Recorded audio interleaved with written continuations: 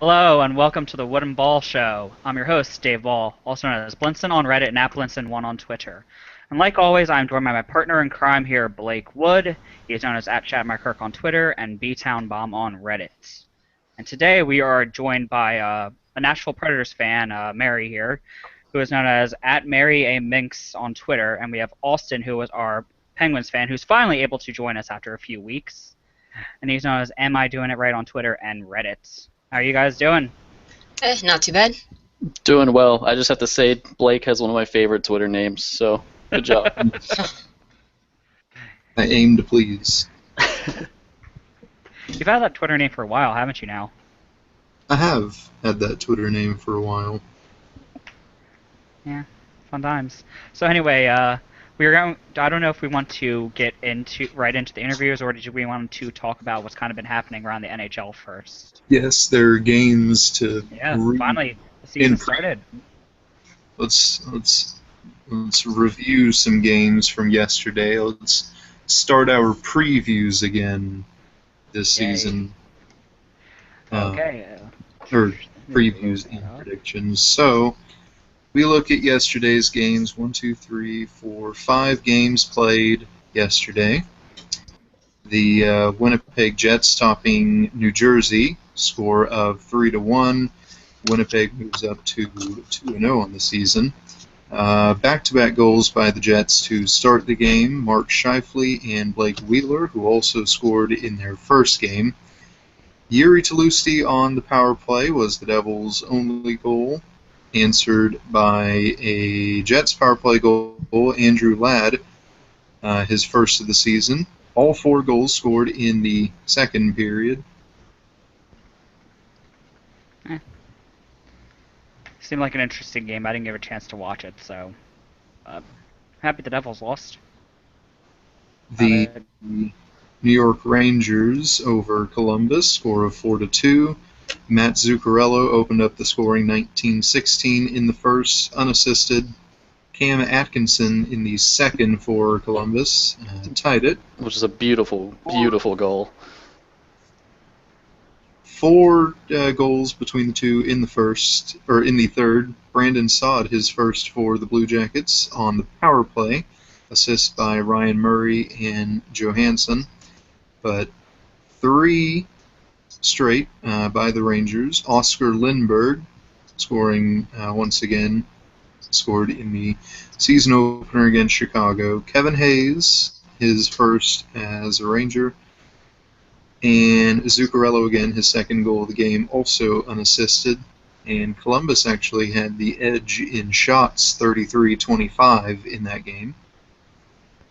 Perhaps the Lundqvist effect there. Oh yeah, he got first star of the game, so he had to have done really well that night. Mm-hmm. Mike Babcock returned to Detroit, I believe. That game was in Detroit. Looks like it, yes. Okay. Mike Babcock and the Maple Leafs. He returns to Detroit to take on the Red Wings. And the Red Wings spoiled the homecoming. They defeat Toronto, score of 4-0. 2 in the first, power play goal by Justin Abdelkader. And then Abdelkader again in the first, minute 15 and 8:20 times on those. Dylan Larkin, 20 seconds into the second, first career NHL goal. And Abdelkader completes the hat trick, 3:54 in the second, assist by Zetterberg and Kyle Quincy. Mm-hmm. I saw something from a well-respected NHL writer, I'd say. He believes Dylan Larkin is perhaps the Detroit Red Wings' best first-round draft pick since Steve Yzerman. Agree? Disagree? Some discussion on that? It's one game in. That's a. Yeah. I've heard of big leaps. statement.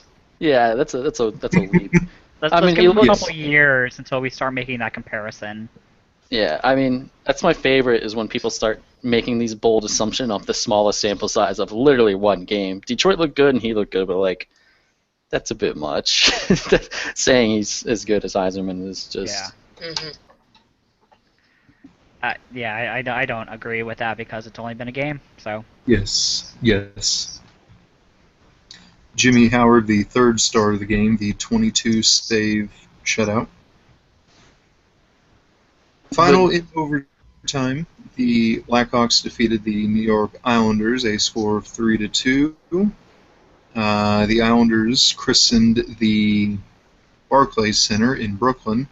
I guess the Barclays Center could not afford to live in Manhattan. Oh! Damn. Snap. Blake. Artem Anisimov for the Blackhawks, a shorthanded backhander on a breakaway. The first goal in the first for Chicago. The two teams trading goals in the second. John Tavares tied it, assist by Boychuk and Casey Cizikas. 15-11, Patrick Kane, his first of the season, assist by Taves and Keith. And it's 2-1 Chicago at the end of 2. Marek Zidlitsky for the Islanders, assist by Nelson and Kuhlman. That sends the game into overtime. That goal was scored at a minute 18 of the third period. And in the overtime, it is Patrick Kane on the power play, assist by Hossa and Keith, and gets Chicago their first win of the season. Lots of shots in that game. The Islanders had the edge in shots, 36-35. Yeah, decent game, I guess. Went to overtime, and that overtime probably was exciting between those two teams. Mm-hmm. And here's a game that will spawn some discussion here.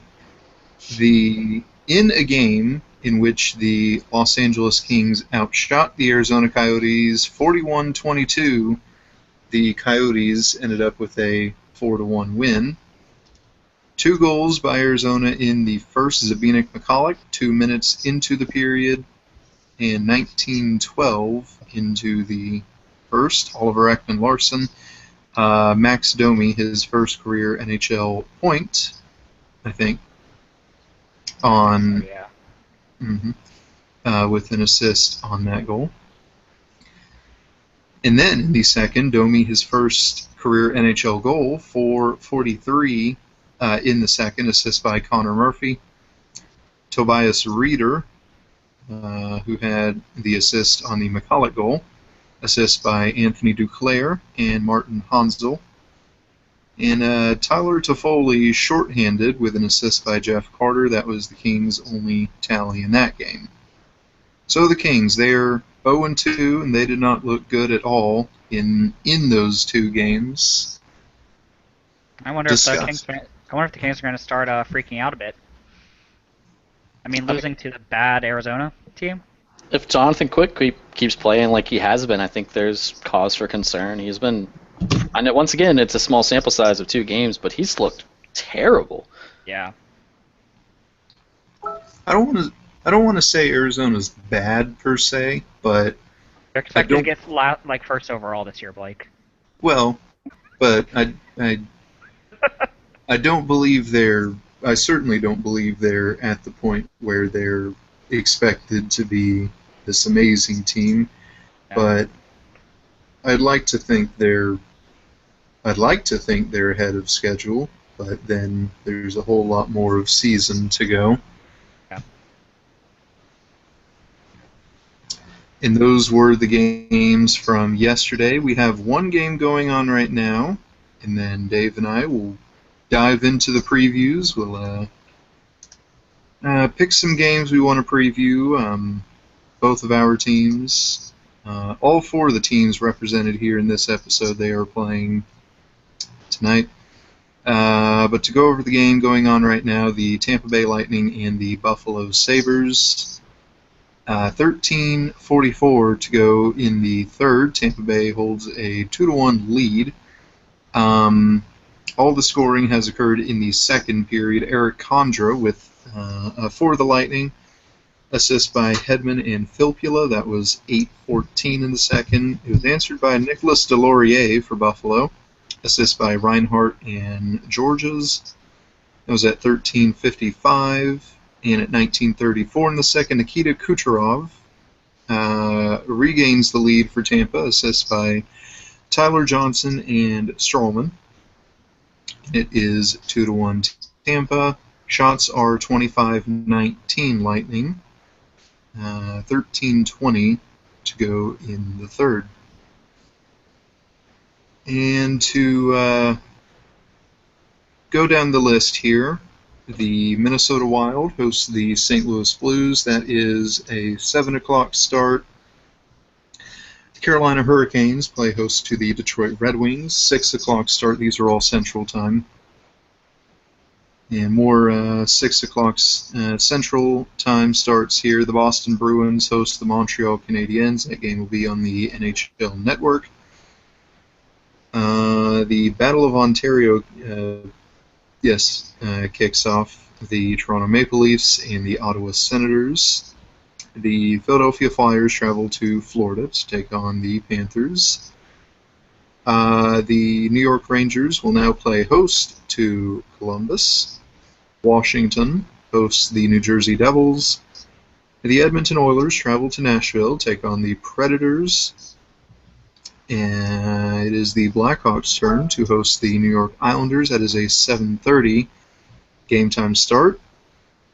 The Colorado Avalanche host the Dallas Stars. 8 o'clock start. First Central Division opponent for Dallas. Vancouver will now be hosting Calgary. That is a 9 o'clock start. Arizona will host the Pittsburgh Penguins. And the Anaheim Ducks and the San Jose Sharks from the SAP Center at San Jose. That is a 9:30 Central Time start. We'll begin first, Dave, with the Philadelphia Flyers and the Florida Panthers and your thoughts and expectations for this game. I expect us to actually play decently. We played a great game against Tampa Bay the other day, and if they play the same exact way, I think they could edge out a win. Personally. Talk about how the Flyers looked specifically in that first game and what you liked and what you disliked. Well, they started off actually. Their neutral zone coverage was a lot better this year compared to last year. Last year they kind of let people skate it through the neutral zone without really pressing at them. This year they changed up. They tweaked the style a little bit. They tweaked their system and they really attack the neutral zone at this point. And the first period was very even. It was even between Tampa Bay and them. Second period it was edge to Tampa Bay, but the Flyers did score on 2 of the 3 shots they had that period, so don't really know how to think about that, but Tampa Bay did really take it to the Flyers in the second. For the third period, the Flyers really controlled the entire third period. They were in the Tampa Bay most of the time. They were attacking the neutral zone. They were really giving Tampa a hard time to try to get anything to go.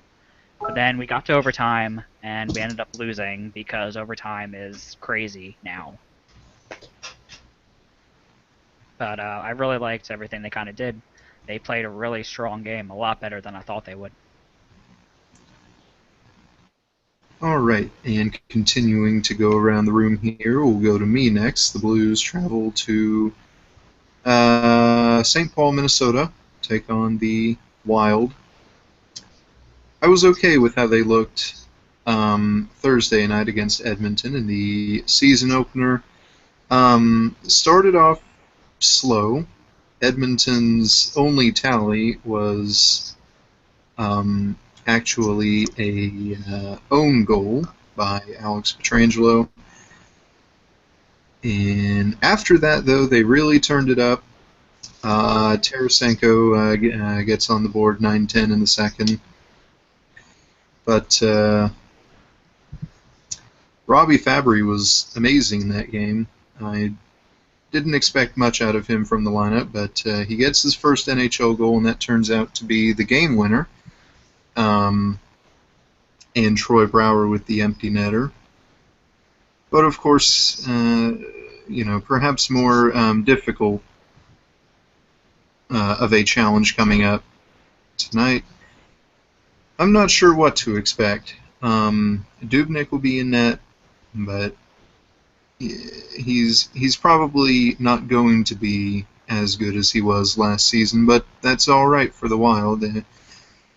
They just need somebody who can perform well enough while the defense does the rest. It'll be a dogfight for sure, but other than that, I'm not sure what to expect really. And next up, we have the Nashville Predators are playing host to Edmonton. Mary, your thoughts, your expectations on how Nashville performed? Yes, in the last game. Your expectations for this game? Well, they came out really strong. They usually always have been. The problem is apparently the second period nap is a huge problem. I think we came out and outshot them like 10-1 or something in the first period and got on the board twice, and wound up letting them back into the game. For tonight, I'm not really sure what it's going to look like. There's been a couple of line shuffles since then, and we never know how we're going to play against Edmonton. I think our record against them is ridiculous. Like, they've shut us out so many times. Like, we gave Ilya Bryzgalov his last career NHL shutout when we were playing against Edmonton. So I really have no idea what this tonight is going to look like. They could come out guns blazing and win 7-0, or they could lose 3-2. Don't really know. And I will say, looking at Edmonton from Thursday, it is just one game. I know it is just the season opener for them, but that was a much different Edmonton team than what we were accustomed to seeing last season. What was the final shot total? Let me look that up. It was... Well, I hear they've already shuffled their lines, too, from that game on Thursday. It was 31-24 Edmonton. They had many moments where they were just peppering shots on Brian Elliott there. They were aggressive, certainly. So I saw a different Edmonton Thursday than what we were accustomed to seeing last season. Mm-hmm. And to Austin now, the Arizona Coyotes, they host the Pittsburgh Penguins. It is a 9 o'clock Central Time start. Same thing there, Austin. Your thoughts on how Pittsburgh did in the last game, your expectations for this game? Well, last game, it seems pretty cliche to say. I was talking about this with you guys before the show, that we hear a lot of teams say it a lot. They ran into a hot goaltender, and that's exactly what happened whenever we played Dallas with Antti Niemi. He was playing his first game in Dallas in a Dallas Stars uniform, and he just was incredible. He played 37 save shutout, 2 assists. No goalie has ever had 2 assists in a shutout. So hats off to him, obviously, and of course the defense and the offense played well in front of him. Last game we didn't exactly look promising. Or we didn't exactly look good, but we did look promising. There were some redeemable qualities from our team still. Obvious ones are Phil Kessel. Watching him for the first time, generated some shot attempts. I'll talk about him a lot more later. I'll probably talk about him a lot this whole season. It's exciting to watch him play, especially now that he's a Penguin.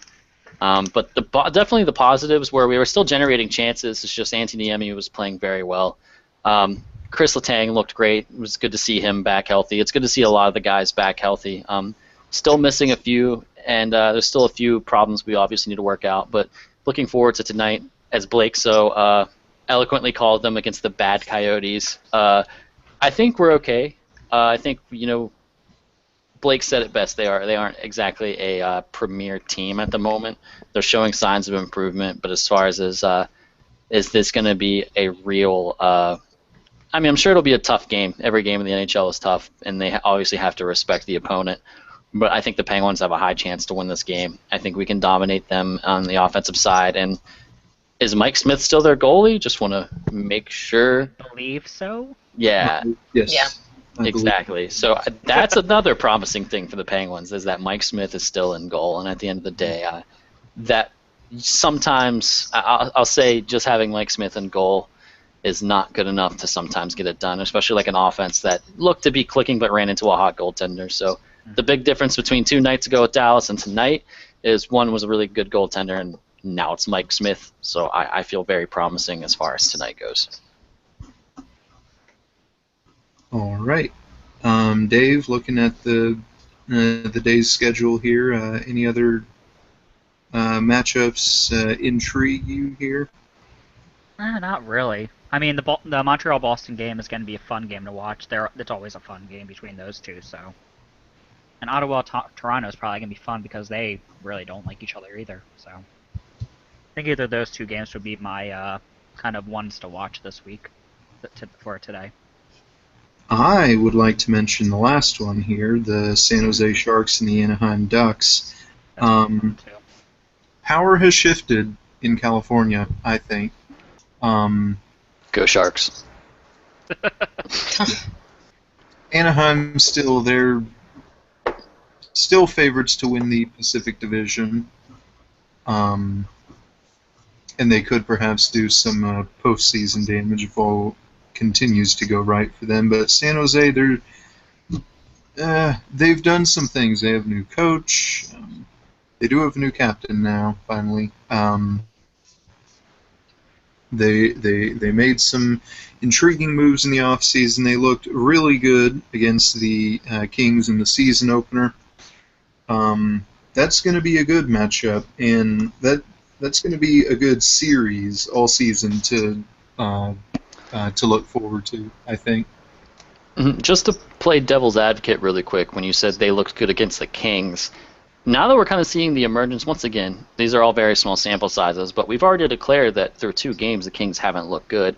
Playing well against the Kings might not be the benchmark it was last year, 2 years ago, 3 years ago. Mm-hmm. So, I mean, I'm hesitant to say that the Sharks are still going to be good. Trust me, I'm not a fan of Anaheim by any means. I would be totally fine with them never winning a game again.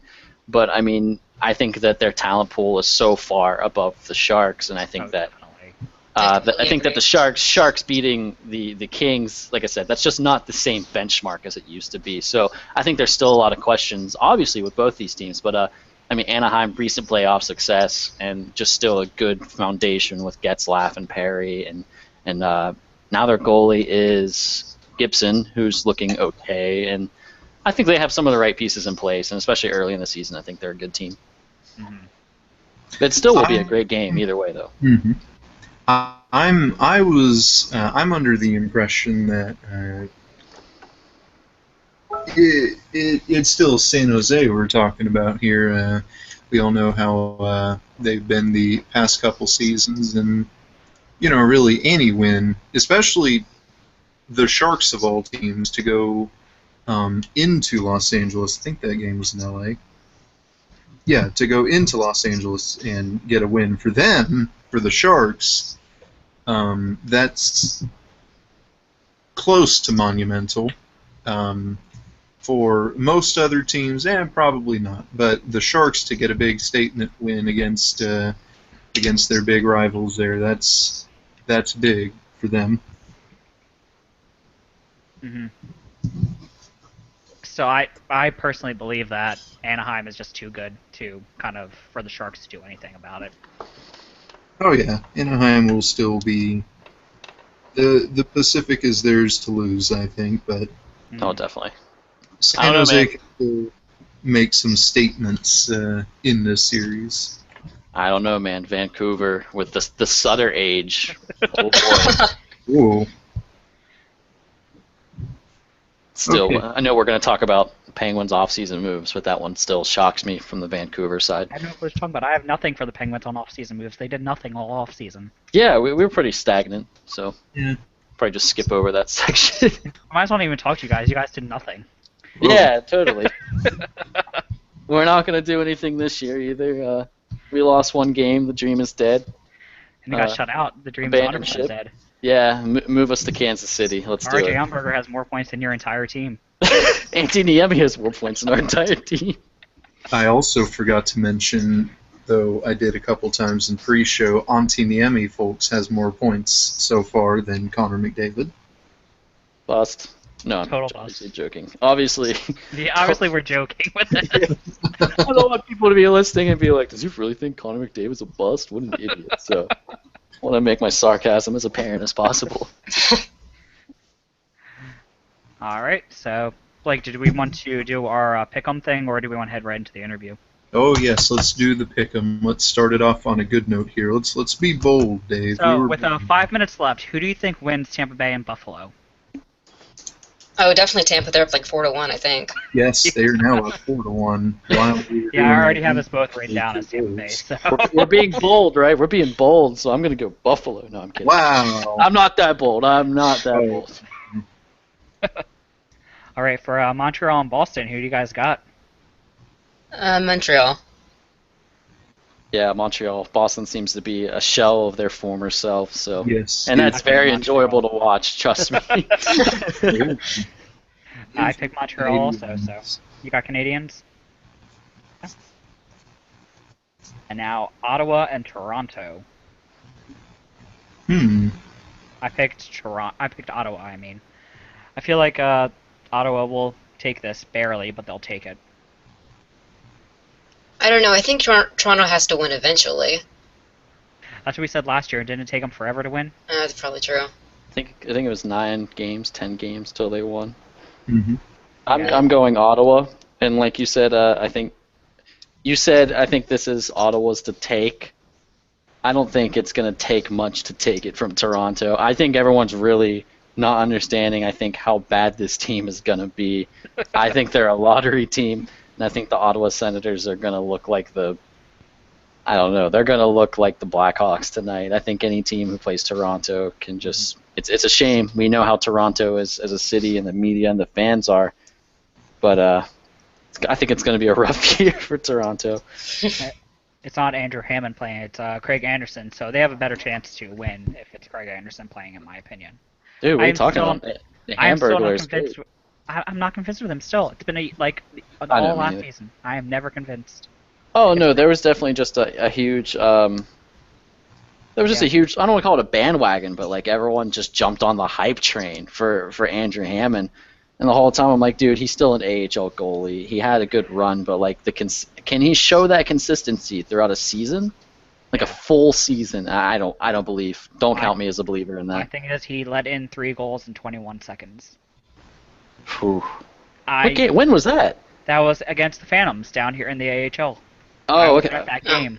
Against the lowly Philadelphia AHL team. The second Our team was bad last year. The second Philadelphia AHL caliber team. The other one being the Flyers, obviously. Hey, we still swept you in the season series, didn't we? Dude, I feel like we haven't beat you guys in like 14 years. 2013 was your last win against us. Yeah, and it was at Prudential, right? Was it? Or was it at Philadelphia? That's what I meant, yeah. Wait, not Prudential. Wells Fargo, I know what you meant. Wells Fargo, yeah. Different bank. Yeah, I think it may have been. I don't remember where we played you that year. It was 2 years ago now. So. Yeah, it just seems like ancient history. That's what I keep telling myself. But then every year I'm reminded. I'm like, oh, Pittsburgh gold. We got these sweet New Jerseys. Ah, man. All right, well, maybe we can win in Philadelphia. Oh, man. I like. It's funny to me that almost every time we lose at home versus the Flyers, someone updates the Consol Energy Center's Wikipedia page to say the owners of the Philadelphia Flyers. That will never get old. It's funny. It sucks. I cry every time, but it's funny. Blake, who did you pick for that Ottawa-Toronto game? Oh, all right, folks. You want me to be bold? Yeah. I will be bold. Give me the Toronto Maple Leafs. This is my lock for the upset pick of the night. Your upset pick of the night, okay. Easy, Don Cherry. Oh, I tell you what, them good Ontario boys. No, the one thing I think is being lost from on everybody from Toronto last season. They weren't too terribly bad against Ottawa for the most part, actually. And ask any Senators fan, especially Hamza. I remember him saying, that Ottawa does the complete opposite against Toronto for what we want them to do. Ottawa is the one team that Toronto played probably the best out of all the other teams from the last season. That was probably Ottawa. Mm-hmm. And who's in net for the Senators tonight, It is Dave? going to be Anderson versus Reimer. Who? Anderson. Oh, well. Well, and Craig Anderson last season, I think, I found him to be rather inconsistent last season. I don't know if that's a thing that would have immediately changed, but I'm feeling Toronto in that one because they always play Ottawa the hardest. Not necessarily hard, but the hardest out of all the other teams. And something about the Blue Jays being down 2-0 to the Rangers. There may be the sacrificial lamb to make the Leafs good again. I think it would need more than a lamb to make the Maple Leafs good again. Maybe like 10 lambs, Maybe maybe you sacrifice the entire city. some firstborns or something. I don't know. Anyway, Philadelphia and Florida. Who wins? Florida, obviously. Yeah, I know. Not biased at all. They can't win before we do. I'll take be- Florida. You're saying Florida too? Okay. I'll take Florida. It'll be a good game, I think. I think it'll be a dogfight, but I like Philadelphia, especially after one game, taking the Eastern Conference champion Lightning to overtime in the season opener. I so far am liking what I see out of Philadelphia. So is that who you're picking? Yes, give me the Flyers. Okay. And we all kind of know who I'm going to pick out of that. And that also ensures that I will still be a part of this podcast. I will not be fired. Yes. I will not kick you out yet. Anyway, the next is Columbus versus New York Rangers. I'm going with the Rangers on this one. Yes, give me the Rangers. Columbus didn't. They struggled at home against Lundqvist and the Rangers. To expect anything different when they're on the road, I don't know.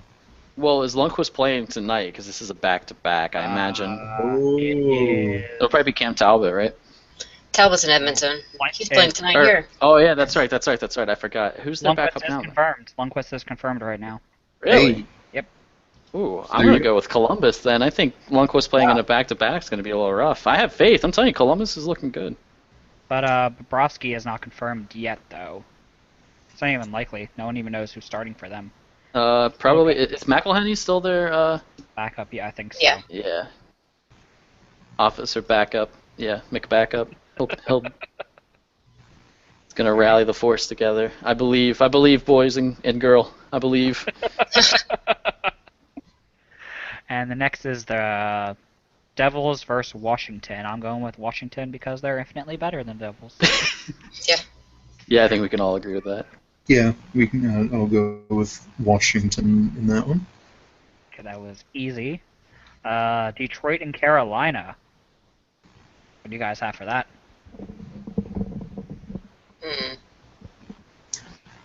I'm going Detroit because the Canes, it's just one game and they're already caning like they've never caned before.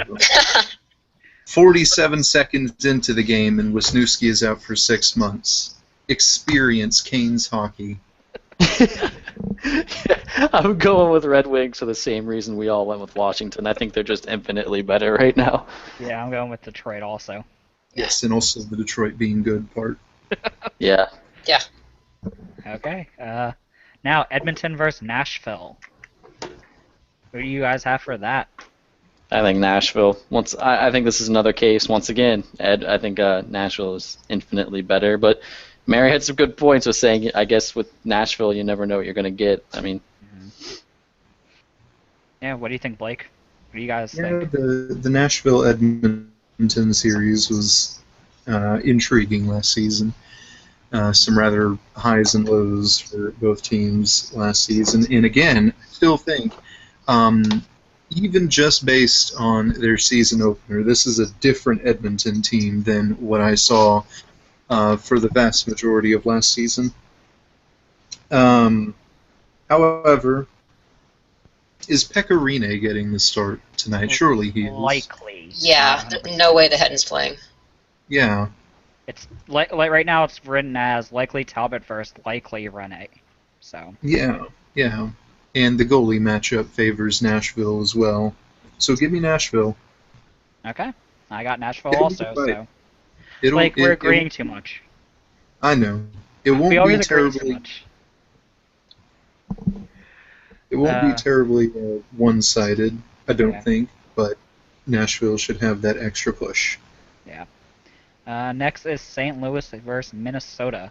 This is going to be a very even game, in my opinion. It can go either way. I think so, yes. Which I am saying Minnesota, though. I think Minnesota is. I think they could keep. Their defense could keep St. Louis at bay just enough. I don't know. I'll take St. Louis because I have a grudge against basically everything Minnesota. This is a lose-lose. You hope this. I bet you hope this goes to a tie somehow. Yeah. Regulation, at least. Yeah, no. I think Minnesota is going to take it. Mm-hmm. Maybe will we see another Zach Parise hat trick? Do you think against St. Louis? I hope it's like a final score of like 9-8. I hope there's a Tarasenko hat trick. I hope there's a Parise hat trick. I hope there's goals aplenty because obviously both of these offenses are great. So. Mm-hmm. Yeah, who do you pick, Blake? I have to go with Minnesota. Ooh. Really? Based on how much difficulty we had against Minnesota last season. Also based on how well former Blues players do against their own team, and now Minnesota has two. All right. So now Chicago versus the Islanders. I'm feeling Chicago. Yes, Chicago escaped more or less with a win from Brooklyn to expect the Islanders to rally back and steal a win from the Madhouse on Madison. I don't know. Too tall of an order, I think, for the Islanders. I don't know. The bottom half of Blackhawks roster is garbage. And I believe in the Isles offense. Yeah, I gotta go with Mary on this one. Granted, I'm maybe a bit biased because I hope the Blackhawks never have anything nice again. I would love nothing more than to see that franchise literally crumble and not win a game this whole season again, like after obviously their opener. But I actually am going to go with the Islanders here because I think their offense is actually superior because there's pretty much one line now in Chicago, and that's not going to get it done all the time. And I think that the Islanders are a true test. I think a lot of people don't give the Islanders enough credit. It's a great team. John Tavares is something else, and it'll be fun. But yeah, I got to go with the Islanders. I'm just used to them being bad. I want them to go back to that. I mean, me too. Being a Metro opponent, I want them to go back to being bad and being a pushover. The Islanders were bad. Everything was so much easier. The rest of the division was good when the Islanders were bad. Was Philadelphia ever good, though? We're better than you. So says the record. I mean, versus maybe, but... You're welcome, Austin, for the Broad Street Bullies, by the way. Yeah, as are you, St. Dave. Louis are the ones that created them. Mm-hmm. Yeah, thanks for that. The next game is Dallas versus Colorado. I'm going Dallas on this one. Yes. I think Colorado will go up with a formidable lead, and then Dallas will come storming back, led by one of their star players' hat tricks, maybe Jamie Benn, maybe Tyler Seguin. Oh wait, no, never mind. That was the other night. Auntie Niemi hat trick. That's what's going to happen. No, Dallas. Dallas looked really good against the Penguins. Colorado looked very, very rough, and that's just demoralizing. A loss like that on your opening night. That was their home opener too. Yeah. Like that was at Colorado to lose in such a demoralizing fashion to Minnesota. I think that hurts. That's in the back of their heads, and Dallas is too good of a team to not take advantage of that. Yes. I don't expect very many things out of Colorado this season. I'm under the impression that if Colorado has Landeskog, Duchesne, and O'Reilly last season and still finishes last, what makes you think anything would be different or better without O'Reilly? Yeah. Yeah. Yeah, it's gonna be rough for Colorado this year again, I think. Yeah, the only thing they did was downgrade. Yep. Mary, did you get a chance to pick who you wanted? I think I'm going to go with Dallas. Okay. The clean sweep for the Stars. Yep. And the next game is Calgary versus Vancouver. This is going to be a fun game. This one can go either way, I think. Similar to, perhaps, similar to how I felt about the first meeting this season. I'm going with Calgary, though. Even though it was a 5-1 Vancouver win, I think the dynamic will change. Yeah, I'm going Calgary. I feel like they can do it. Hashtag, the hashtag Sutter age, guys. This is it. I'm going Vancouver. The simple rule of prediction is that of sports predictions is that when you're in doubt, just pick the home team. And Vancouver just so happens to be the home team. And the next game is Pittsburgh versus Arizona. Do I actually have to say it? Yes, you do. You're going to go with Arizona, right? Yeah, totally. They have those star players, like that best center in the world. Yeah. Second line, best second line center in the world. This new winger they got now. Oh wait, no, this is all the Penguins. Of course, I'm going to go with the Penguins. If we don't win this game, though, I'm going to be really nervous. So I'm going with this as my upset pick. Arizona got it. Yeah, Arizona 2-0. Mike Smith with the empty netter. Wow. If this happens, I will be so happy. if Mike Smith scores an empty netter, I will PayPal you $30. Oh god, I want this to happen so bad. I don't. Blake, who do you got? I got Arizona as well. I hesitate again to say Arizona will be bad or not improved. I think there is going to be some improvement there. And like my thoughts with San Jose, to get the season opening win on the road against Los Angeles, that's big for Arizona as well.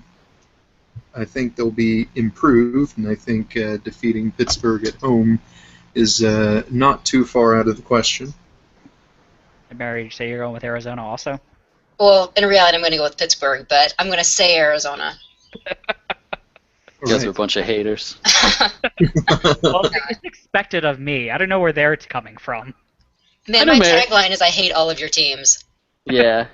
Well, you see, Winston, the Sutter age is now in Vancouver, so... Yeah, that's why we're not winning. We need Brandon Sutter back. Yes. Brandon Sutter was the piece of the puzzle. Yeah, okay. And last is Anaheim versus San Jose. I'm going with Anaheim. They're just too good. I mean, I talked about it a lot earlier. Yeah. But I'm going against my word. I'm going San Jose. I hope they win. Is this in San Jose or in Anaheim? In Anaheim. No, it's San Jose. Oh, it's San Jose? Oh, then hell yeah. I don't know. I guess I'll still go with Anaheim. Okay. Well, you see, I stated my opinion about Anaheim and San Jose this game and this series, so I have a really strong feeling this could be a 4-3 Anaheim win. Yes, I even added the score in that one. Okay. Bold. Very bold. For being going really bold with this entire takes, Blake, we only really didn't go bold like twice. I think picking Toronto is bold enough. Yeah, that was like your one boldness. I have the lead in bold predictions so far, Dave. All right, so now that we have our picking done, let's get right into our interviews now. Oh, quickly now, Right. the game has gone final. Tampa Bay defeats Buffalo 4-1. 2 goals in the third by Tampa. Stamkos with his first of the season at 8:53 in the third.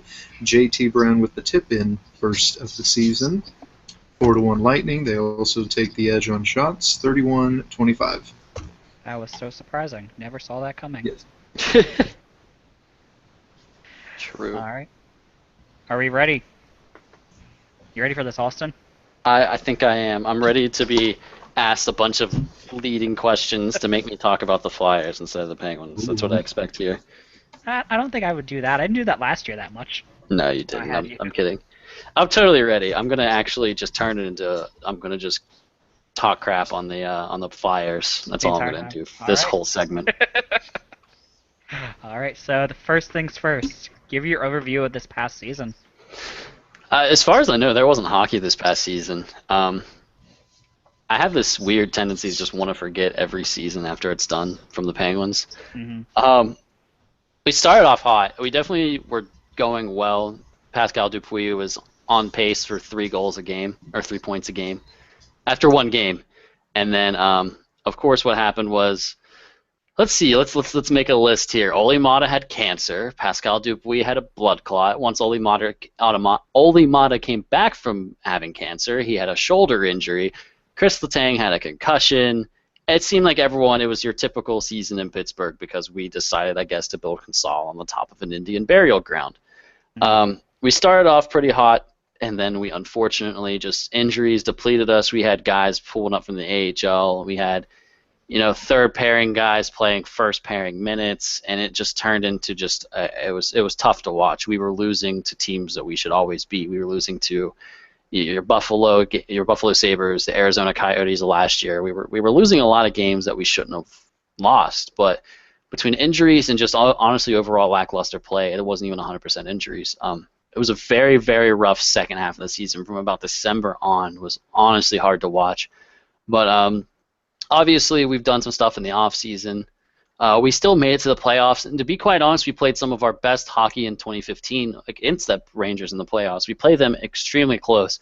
It was only a 5-game series, but every game was a 1-goal game. The one time we beat them by 1 goal. We had one of the games go to overtime. We played who would end up being a very good team. We played them very, very tight throughout the series. Like I said, it was a pretty short series, but that was at least a little bit redeeming. And at the end of the season, I didn't expect much with how we were playing. I knew we weren't going to win the cup. And at the end of the year, we played our best hockey, but obviously we came up short. And that's always rough, but we've made some adjustments in the offseason. I think we're a lot better of a team this year, and obviously we're a lot more healthy. So that's going to help a lot. Mm-hmm. I know last year you guys did have a lot of problems with injuries, including some of your team got the mumps on top of it all. Yeah. That's kind of like a kick you when you're down type of situation. Yeah, I always forget about that. Sid had the bumps. I will never forget that picture that was tweeted out with him. Smiling and the growth in his jaw. Yeah. Yeah, that was. I think I still have that saved to my phone. Actually, I have that saved on my computer somewhere too. Yeah, it's a pretty great picture. Yeah. And I forgot to add probably the most important injury was Bo Bennett. Obviously, nobody saw that coming. It was truly a devastating blow to the Pittsburgh Penguins. And let's see, what time is it? It is currently, as far as Pacific Standard Time, it is 12:50 on the West Coast, Best Coast. So that means within the next 24 hours, I'm sure Bo Bennett will have a broken everything. So I guess we'll have to just see what he decides to break this year. Mm-hmm. So one of the things we do for the past season kind of overview is kind of go through 4 different categories of your team. First is forwards, then defensemen, then goaltending, then coaching. So we want you to go over each category, and when you're done with each category, kind of give it a grade for this past season. So starting with the forwards, kind of talk about them individually and give them a grade at the end. Wow. This is tough to do because it's almost like do I look at this team as the healthy forwards? Do I look at it whenever Bobby Farnham was getting NHL minutes? It was which he isn't. Yeah, I understand where you're kind of getting with that. I would go with like the team you had at the very end because I think that was fairly healthy by the end of it. No, we still were missing a lot of people, but I mean, I'll still go with that. It was kind of this weird mixture of we had some really good upsides and some really bad downsides. Obviously, any team with Sidney Crosby and Evgeny Malkin on it looks good. Mm-hmm. Acquiring David Perron was good in the beginning, and now it's kind of fizzled out a little bit. And there's a lot of talks of trading him, but there's some things I don't disagree with, or I don't agree with what we're doing with him in our system currently. I'll talk about that whenever we get to this season. But last year, I mean, you got to think whenever Blake Como is on your second line. Mm-hmm. We had Steve Downey playing a lot of minutes. it's tough.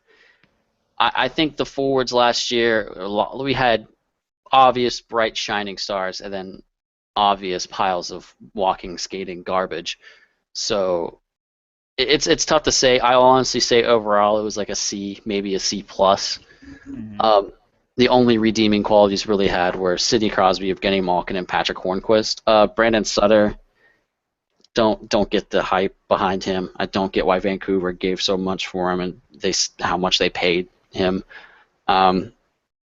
Perron started off hot when he first got to Pittsburgh, and then of course he just kind of cooled down after a while. But I think right now, I think we're using him not in a good way. But other than that, your Steve Downeys, your Blake Comos, your Nick Spallings, overall, that's not exactly some players that should be seeing high NHL minutes on your second, third line. So, Mhm. yeah, like I said, C plus. The defense, man, if we could have stayed healthy, it'd be great. I miss Robert Bortuzzo so much. Probably the greatest defenseman to ever play the game in the NHL. Truly a treat, and you don't know how lucky you have it to watch him play, Blake. Greatest man I've never met, greatest player in the history of the NHL, easily. I agree with all of that. Yeah, exactly. Who wouldn't? Let's be honest. I do miss Robert Tuzo, but at the end of the day, my fanboy bias aside, he was replaceable, and losing him wasn't super tough. Simone Dupre is where I actually think I gave me and some friends. We always Simone Dupre is very easy to pick on. He's got a face that looks like he high fives himself, and he is sometimes not the best player. But at the end of the day, he was very promising, very young, and to trade him for a 33-year-old Ben Lovejoy was, I don't believe, this a smart move. That's one of the only moves I can honestly say so far that Jim Rutherford's made, where I just overall just 100% don't agree with. I get it. He was in Pittsburgh before, the old Reverend Lovejoy. It was a lot of he was kind of a hometown favorite, but so was Brooks Orpik, and we're not going to go re-sign him for the absurd amount of money he wanted. I don't agree with that move, but at the end of the year, our defense, we were missing Mata, we were missing Letang. Derek Pouliot was up, which Derek Pouliot is going to be a great defenseman maybe next year. He's not ready yet. Ian Cole was very, very good for us, actually. Most pleasant surprise I've really seen. He was extremely solid, played some tough minutes, and it was just very good for us, and hopefully will continue to be. We had guys like Brian Dumoulin playing up on our lines, and then, like you said, Lovejoy was getting first and second pairing minutes, and I'm sorry, as a 33-year-old defenseman, there's a lot better than him. Honestly, on our roster, and back then, it was hard to watch. I once again, I'll give, because of Ian Cole, and when Chris Letang was playing, I'll bump this up to like a B minus or a B maybe on good days. But that's counting Letang is healthy and Mata is healthy and things like that. So other than that, the goaltending, I believe, was an A+. I think Fleury played exceptionally well for what was in front of him. I believe he had 10 shutouts last year. High like that, yeah. Yeah, he played exceptionally well and performed in the playoffs against one of the best teams in the East. I think that was one thing that a lot of people, this whole not hype train, but this whole joke about Fleury chokers in the playoff, I think that's ancient history to me now. And I think anyone who actually wants to watch hockey unobjectively and really pay attention will realize that that's not the same Fleury anymore. In the series against Columbus 2 years ago, he played really well, and we ended up winning that series. And then we went on to play the New York Rangers, and he had 2 straight shutouts in the only 2 games we won, but we still lost in 6 in that series. I know he hasn't been bad since since the Flyers Penguin series. He hasn't been bad really since then. Yeah, and that was 2012. 12, yeah. No, against the next season when they played the Boston, he wasn't great, but past Boston, he hasn't done bad. Yeah, but the thing about Boston, hasn't really that Boston series, I won't even put on Marc-Andre Fleury, because what Boston did was quite honestly genius. They realized, look, this team has no depth. Make them skate. Make them get their third and fourth lines out there. They did what I like to call the Boston dump now. It's where they'll dump the puck down the ice, but not enough for an icing. And they made us run our asses off, and we just couldn't keep up with a team as deep as Boston was that year. And we scored, what, 1 or 2 goals the whole series in the 4-game sweep? Quite a bunch for that. It was rough. That was a rough series to watch. But at the end of the day, it wasn't really Marc-Andre Fleury's fault, and he didn't play absolutely terrible. You can't win if you don't score. That's basically what it comes down to. Exactly, and unless Marc-Andre Fleury is going to start shooting for the other net in regular play. But he's not going to anti-Niemi it? Yeah, he's not going to anti-Niemi a hat trick like he's going to get tonight. And then coaching, debut year for Mike Johnston. It's great to see him as an NHL coach. He's very smart. Watching a lot of the behind-the-scenes stuff, I like the attitude he has. And being a coach from the Portland Winterhawks, which are in the WHL or the QMJHL, some part of the CHL. Yeah. Seeing him, I think he was a good fit for us. A lot of young players, especially on the defensive side. I think it was good to bring him in as a head coach because he knows how to develop young players. He knows how to deal with them. There's some things he's doing this year through one game that I don't agree with, one major thing. But I think last year he was kind of dealt a rough hand, some bad luck, but I think he handled it well. It was nice to see adjustments being made in the actual games because that was one of the problems with Dan Bylsma was he was just stubborn. If we were losing, it was almost like he would just rather beat his head off against a wall and instead of trying to make adjustments and figure out a way around it. So to see Mike Johnston in the middle of the playoff series against New York, in the middle of games against other teams last year, make adjustments and change our style of play was really, really promising. And I think if we could stay healthy, I think he could do a lot with this team. So last year, I'll give it a B plus. He wasn't an exceptional coach, but he was definitely not bad, especially for his first year as an NHL coach and his first year as a coach of the Pittsburgh Penguins. And the rough hand he was dealt, I think he played it pretty well. I wanted to mention about Ian Cole, especially former Blues first-round draft pick. So I have seen him plenty of times, but last season especially, I thought of him as an enigma, really. He is a good defenseman. He was second on the Blues defense in terms of possession numbers, behind, of course, Shattenkirk. But he would just take so many bad penalties, bad penalty after bad penalty. Did you notice more of the same there? Good possession numbers, terrible at penalties? I noticed the good possession numbers, definitely. I believe he honestly had maybe the best on our team. Maybe just behind Chris Letang, but I know that that's one of the things I like about him is that I don't know a lot of the advanced stats. I just know what people post out. I know how to read it. I don't know how to keep track of it exactly myself, and I don't do that while watching games. But he does have good numbers, and did have good numbers last year in the possession. And I honestly didn't notice a lot of penalties last year. I think. I don't know. I don't think that was really a problem. I'm going to look now last year at his penalty in minutes. He only had 7 last year with the Penguins. So 7 penalty minutes in 20 games. So I don't believe that was a problem. And I really like him. Good acquisition. Like you said, he was a first-round draft pick, and we got him for, what was it, Robert Bortuzzo and a third? Just Bortuzzo? Was it a shade of 1-for-1? I think so. I thought we threw in like a third or something. I don't exactly remember. But yeah, Ian Cole, I'm really happy with him. I'm excited to see what he can do this year, and I'm excited to see what our defense can do as a whole this year with Olli Maatta being back healthy. Olli Maatta is so promising. Watching him skate, watching him play, he's got the hockey mind of a 30-plus-year-old.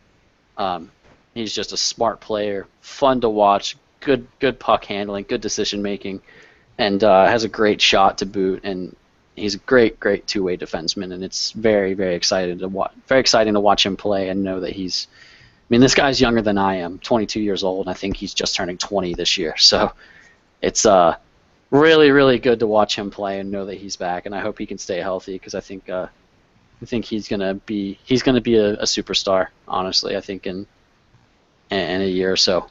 I'm curious to know your initial reaction of the Cole for Bortuzzo trade. I honestly was not a big fan of it at first.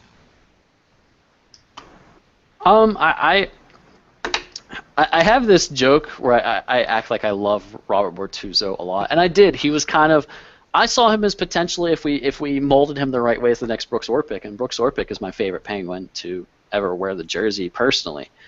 Granted, I wasn't really watching back when Mario Lemieux was winning cups in the early '90s and things like that, but I loved Brooks Orpik, watching him play in the late 2000s, and of course until he went to Washington, he was my favorite. And I said, this guy's big, likes to throw his body around, and can still skate with the puck. So I thought, if we mold him the right way, he could be the next Brooks Orpik. And I was really high on Robert Bortuzzo, but whenever he didn't exactly perform as well as we'd want him to. He was still probably a third pairing guy. So I was sad to see him go from it's not like I personally knew him or anything. I guess just from a personal standpoint, I really liked him. But as a player, it was he was replaceable, and replacing him with someone of the caliber of Ian Cole was honestly a good deal for us. And I don't know if you found it, Dave, yet. I thought we gave up like a third for him also. A seventh, okay. Well, see, it was a good trade, I think. Bortuzzo and a seventh for Ian Cole. Yes, in the end, I found it to be a good trade. I found Bortuzzo to be a great defenseman, especially pairing well with Jackman. I think in the last game he actually paired with Terry Lindbom, which I found interesting. Right now, there aren't really very many defensemen that play a similar style as Bortuzzo on the Blues, and Lindbom especially is not one of them, but he still made it work. Mm-hmm. Yeah, he has redeeming qualities. I think Ian Cole's better, and I'm happy with the trade, obviously. So, is he playing on your guys' second pairing, third pairing? I believe he's probably third pairing now. Yeah, as I say, I think that's what I mean. Ian Cole's going to be, probably on our second pairing all year. So. All right. So heading into this off season, what do you think about your team's drafting? Well, Daniel Sprong made the opening night lineup. He was our second-round pick, I believe. A lot of people passed on him there was a lot of different reasons people were saying. They didn't like his answers in some of the interviews. Had some questions about his work ethic, apparently, but I guess he came in and just impressed the hell out of Mike Johnston and some other people when he made the opening night roster. Now, he's kind of taking Eric Fehr's place right now. Eric Fehr's still out with an injury. We're probably only going to play him for 9 games. 9 whole entire years. Yeah, we're going to play him for 9 years and then send him back to the juniors. No, probably going to play him for the 9 games because now you just have me saying that. Probably going to play him for the 9 games because if you play 10, it counts as an NHL season on his contract. If you play him for 9, you can send him back to the juniors, and he still has that year available on his slide rule. Yeah. Yeah, exactly. And so we're going to play him for 9 games. Hopefully Eric Fehr will be back by then. But I don't know. He was not bad. I think he was good for like a fourth liner. That's good with him. Our first round pick this year was, oh yeah, that's right. We didn't have a first round this year because we've traded a lot away. And that's how it's going to be for the next few years, and that's going to be rough. But the one draft pick I really paid attention to was Daniel Sprong because I heard a lot about him, and to see him make the opening night roster is great. So I'm happy with us drafting him. Past that, I honestly can't tell you much about our other draft picks. The draft it's not confusing to me. It's just there's so many players. They're coming from so many places, and it's hard to keep track of who's who and what their upsides and things like that are. So once we draft and once I see them on the ice, I make a judgment. But it's hard to do that before we see a lot of them. But 1 game in for Daniel Sprong. I think he's good. I think he's got a bright future ahead of him. But I think once Eric Fehr is back, he loses his spot on the roster and gets sent back to the juniors. Yeah, you only drafted 4 people this year in the 7 rounds, and the other 3 were round 5, 6, and 7. So at that Yeah. point, it's basically just if they play maybe a couple games in the NHL to win. But Yeah. So our draft is very minimal for the next few years, which is scary. I mean, next year you don't have a first round. That's first and 7th round. That's it. You have 2 seconds, a third, a fourth, a fifth, and a sixth. So I think your second might have a chance to be gone based on conditions. Yeah. Not quite sure. Because I believe that second was part of the Toronto trade? Yeah, the Kessel trade, it seems Yeah. like. Yeah.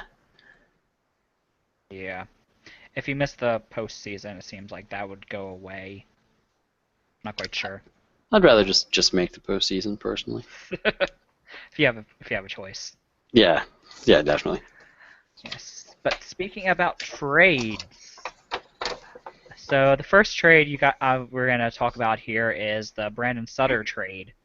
So you traded Brandon Sutter and a conditional 3rd round pick for Nick Bonino, Adam Clendenning, and a 2nd round for 2016. What are your thoughts on this, and how do you feel about it?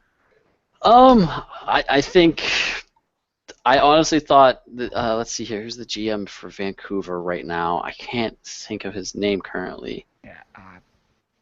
All I know is he did something stupid. Oh yeah, my first thing was he has lost his mind. I don't know. Look, Brandon Sutter is a decent hockey player. He's not, but he has this idea where he thinks that Brandon Sutter is who he can build his franchise around, and I'm sorry, I don't agree with that. I think getting Nick Bonino helps us so much in the depth. I think he's going to do a lot for us. Adam Clendenning is going to do, he might see some minutes on the defense. I'm not sure if he even played against Dallas, actually. You get to look here at the box score. I don't see his name anywhere. So okay, he played a game yet? No. Yeah, but the thing is, you never know with injuries in Pittsburgh, so he could be playing first pairing minutes in 20 games. We don't know what's going to happen. Someone's going to get cancer or mumps or lupus or something, and it's just we have that terrible luck. So it's nice knowing that he's in our system, you know what I mean? Mm-hmm. But obviously, Nick Bonino is the one thing I'm going to look at. The one thing we need is some depth, and I think that he brings that to us, and I think that was a great trade. I don't want to say we hosed them complete, but it benefited us a lot more than it benefited Vancouver. And I know it was a good trade for you because I was pissed at the trade, so that's how I know it was good for Pittsburgh. Oh yeah, I think a lot of people were pissed at 2 of the big trades we made this year, which is that one and then the Toronto one. Mm-hmm. Because that Toronto one was a complete hose almost. The amount we got him for was just absolutely ridiculous. And let's go into that. You traded Nick Spaulding, Casper Kapanen, who was your only first-round pick in the past couple of years. Yeah. Scott Harrington, a 2016 third-round pick and a conditional draft pick.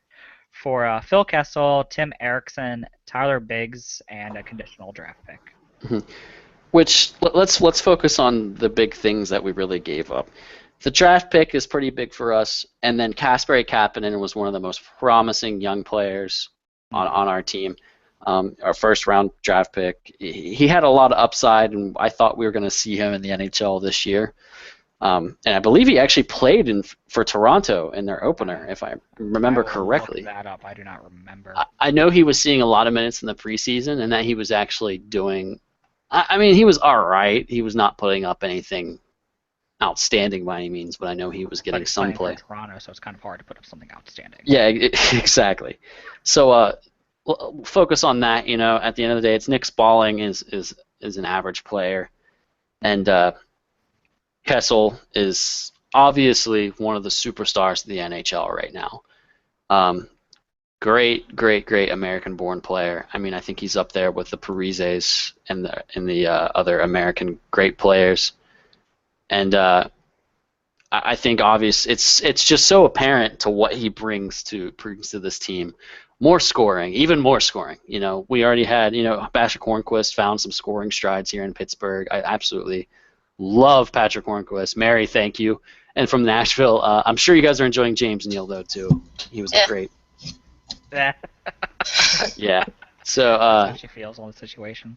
Yeah, I'm very happy with Patrick Hornquist, but on top of Hornquist, Malkin, Crosby, to add Kessel with even more scoring on top of that, our defense is obviously in question with some aspects, but if we could score 8 goals a game, sometimes that won't matter. But we didn't. He was still promising in our game against Dallas, so we'll talk more about that later. But obviously, I was thrilled because I know 2 of the big offseason names that were rumored to be moving around were TJ Oshie and Phil Kessel.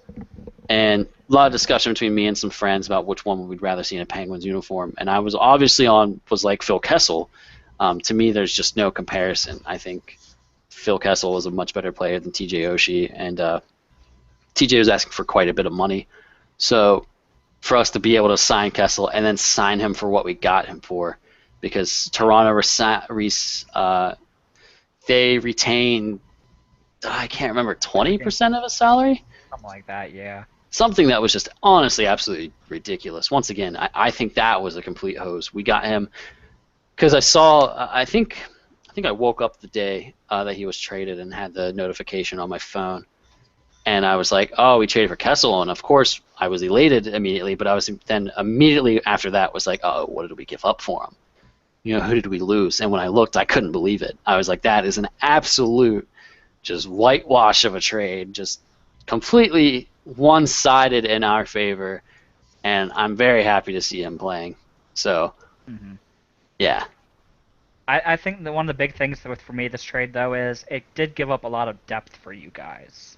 Kasper Kapanen is a very good depth player as of right now as a young guy. I don't know if Harrison was like that, but Spalling was pretty much a depth player also. Gave up a good portion of depth and draft picks, but it did help. But that did kind of get washed away with the Sutter trade. But in the offseason, Jim Rutherford visited the depth with the signing of Nick Bonino, Eric Fehr. We were able to sign Matt Cullen, which is a fourth-line guy. He's, I believe, 37. Pretty older guy, a veteran. Getting Plotnikov from the KHL was big. Also gives another, Russian buddy for Evgeny Malkin. They played together in the World Championships, have some chemistry. I believe they're actually playing on a line together sometimes, or played the other night.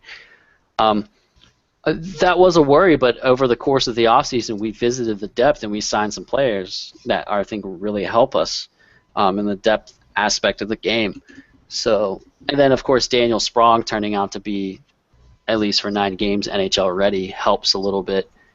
And I think the depth isn't as big as a problem as it has been for these past few years. So I think the way Jim Rutherford managed this offseason was honestly great. Okay. Hopefully it just doesn't turn into a Carolina Hurricanes situation where you get all these great players. Because I was actually having a discussion with Paul, one of the good friends, Carolina Hurricanes fans, and what Jim Rutherford, his business model, I guess, is as a GM, which is win now and not care about later, have no future. And obviously that's a worry, but it hasn't happened yet. And for me personally, I'm just going to see how it all plays out. Yeah, you have to wait before you kind of hurt a team, before you kind of see what a team does and how it shakes down. Yeah, exactly. Okay, looking at who you resigned Bo Bennett. How do you feel about that? He's the only real big player that you resigned. I like that we resigned him for less than $1 million. I believe it was $750K. It was a cheap contract. It was one of the. It was 800. 800. Okay. $1 million. Yeah, it was a cheap contract, and it was only for 1 year, and I like it because he does still have some promise. The whole injury thing, it's just damn outright unfortunate. He's incredibly unlucky, and just has the most ridiculous stuff happen to him. So I think if he can stay healthy, he can help this team. And I like that we resigned him for 1 more year. It gives him 1 year. If you can stay healthy, if you can prove yourself, then maybe we can move on to more, or maybe we'll let him go, who knows. But I think having him around for 1 year, especially for the price, doesn't hurt. He's another depth guy that we re-signed, Think about it. If he's as a right winger, the right wingers we have on our team right now are Phil Kessel, Patrick Hornquist, Pascal Dupuis, and then Bo Bennett, as it's looking like now. So he's not going to be playing over Dupuis, Hornquist, or Kessel. So if he's a fourth-line center, he can provide some scoring from that place. Or excuse me, fourth-line right winger. And once again, like I said, that visits our depth. If he can stay healthy, if he can produce some points for us, I think that's an absolute great signing. But that's to be told, because he could get injured tonight, and it could be a waste of almost $1 million. Yeah, but it's only 1 year, so it won't hurt you that much. Yeah, exactly. It won't be a large cap hit over the course of the next few years. The next player you signed is Eric Fehr. How do you feel about him? Besides the obvious one, he's my favorite off-season acquisition this year. Mm-hmm. I mean, he's not going to do what Phil Kessel's going to do, but I think he's a great depth player. He could score, physical guy. I liked how he played in Washington. I think he's going to fit in great here in Pittsburgh. I can't wait to see him whenever he gets healthy. I know he's still recovering. I don't actually know what the injury is for. I'm not sure either. I wasn't even aware he was injured until you started talking about it. Yeah, he's starting the season on IR. I may be able to find it, but yeah, I actually didn't know what the injury was either. Maybe some type of off-season surgery. They're saying hopefully he'll be back about 10 games into the season, but right now Daniel Sprong's playing for him. Absolutely love the signing of Eric Fehr. Once again, 3 years, so yeah, absolutely. For a bit. Yeah, and think about it. He's a center, so let's visit our centers like we did with Bo Bennett and the right wings. We obviously have Crosby, Malkin, and then Bonino. I mean, he could be our third-line center, and then Eric Fehr is our fourth-line center. Once again, there's some depth there. There's a fourth-line physical guy who can also provide some scoring, and I think he can bring a lot to this team, especially for that fourth-line center position. Let's put it this way. Comparing the season opener last year versus whenever Eric Fehr decides to play. Last year, do you know who our fourth-line center was in our season opener? Not a clue. Craig Adams. So to go from Craig Adams to what's going to be Eric Fehr, obviously I'm excited about that. Eric Fehr may not be a Harvard graduate, whatever, but at the end of the day, he's not 30,000 years old with 68,000-year-old knees. So it's definitely an upgrade, and it's going to be great, and I can't wait to watch him play. Like I said, besides Kessel, this was my favorite signing by the Penguins all year. So you've lost a significant amount of players this offseason. Some of the ones are Chris Ehrhoff, Daniel Winnick, Steve Downey, Paul Martin, Jason Megna, Blake Como, and Thomas Greiss. So kind of give an overview of like what do you feel like these are big losses for you guys? Some of them are, yeah.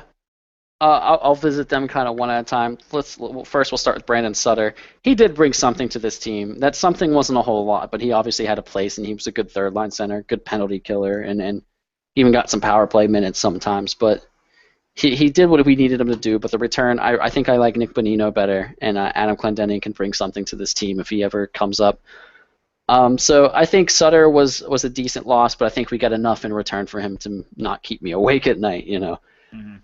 Paul Martin, great defenseman. I see him as going to be very successful in San Jose. I think that was a big loss. That wasn't even a trade or anything. That was just he was going to ask for too much money, and we had to let him go. Similar to the Brooks Orpik situation. Paul Martin's a great defenseman. That hurts a little bit. Actually hurts a lot. I think that's going to be one of the most worrying preseason or off-season departures that we have experienced. People like Daniel Winnick, Steve Downey, Blake Como, Nick Spaulding, these like second or third line guys at their best. Not going to really miss them too much. Thomas Greiss, to me, there was a kind of a battle for our backup goalie spot last year during training camp between Thomas Greiss and Jeff Zatkoff. I don't think Thomas Greiss was worth the money. I think Jeff Zatkoff was just as good, and he was already in our system.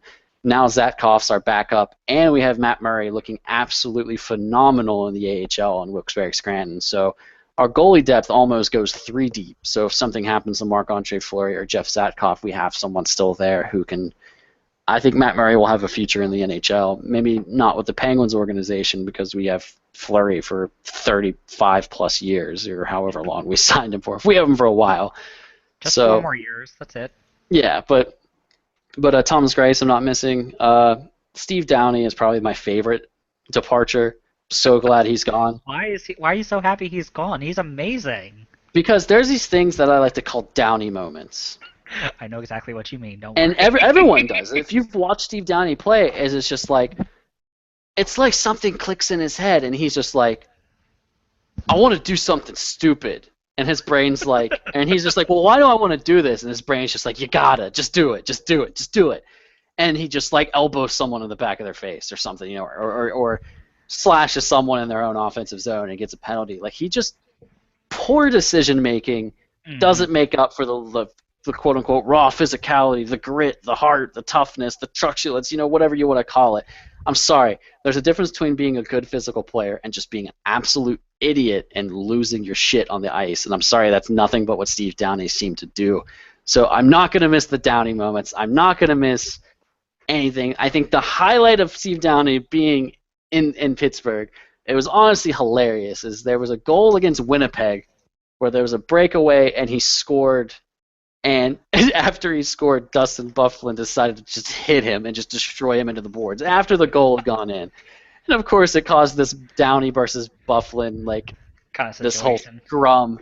If you haven't seen it, look it up online because it is honestly hilarious. Just, he scores this goal, goes to celebrate, and Byfuglien just lights him up for no reason. Like, it was like Byfuglien had his own Downey moment. Of course, Downey gets all red in the face and absolutely loses it. But it's sad when that is the lone highlight I could remember from Steve Downey. Mm-hmm. I've talked about it for like 3 minutes now, and I can't believe I've just talked about Steve Downey for that long. But it just shows I'm not good riddance, to be quite honest. Yeah, I was very happy when he left the Flyers this year. It was even happier when he went to the Penguins. So I know he would get like 300 penalty minutes for you guys. Oh God, I think we re-signed him just for what we played you guys, and that's just. And he probably helped us out during those games at some point. Oh yeah, definitely. It's almost like he was just like, I want to help the other team out. So looking at everything that you kind of did during the offseason, how do you think your lineup is going to fall in? Like, what the line's going to be? I kind of, one night right before the preseason, kind of wrote down what I thought the lines were going to be. Mm-hmm. It's looking a little bit different now, and I've kind of alluded to this, and I think now is finally the time I can talk about it, is I saw David Perron as our first line left wing. Mm-hmm. I saw our top line being David Perron, Sidney Crosby, Phil Kessel, which is great. I think that the goal scorer, right? Yeah. It's kind of difficult to put two goal scorers on the same line, in my opinion. Yeah, but even then, I think we have him playing on the third line right now. We have Chris Kunitz playing on our first line. I get it. Oh, he's an Olympian. Kunitz and Crosby are amazing together. Come on. I'm sick of that. Look, you could put me on a line with Sidney Crosby and he would still be amazing. Like, come on. Okay, look. Chris Kunitz doesn't make Sidney Crosby. Sidney Crosby makes Chris Kunitz. Mm-hmm. But you know what? Well, eventually, Chris Kunitz is going to have to leave the nest and leave Mother Bird. I think it's okay if we put him on the third line or maybe even the second line, you know.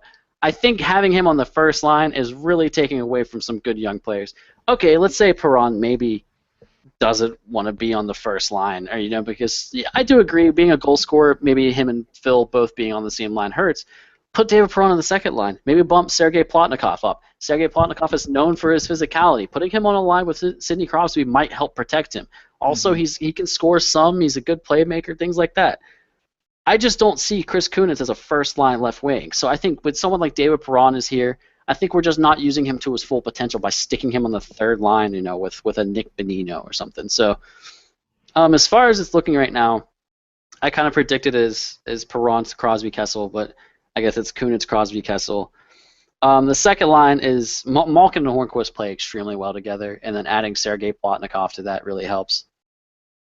But other than that, it's kind of a mix-up. Pascal Dupuis has some space, but he's actually already injured. Nothing, thankfully, related to the blood clot, but for about 2 weeks he's going to be out, they're saying. Bo Bennett, Matt Cullen, and Eric Fehr whenever he gets healthy. Currently it's Daniel Sprong, looking like that's going to be the fourth line.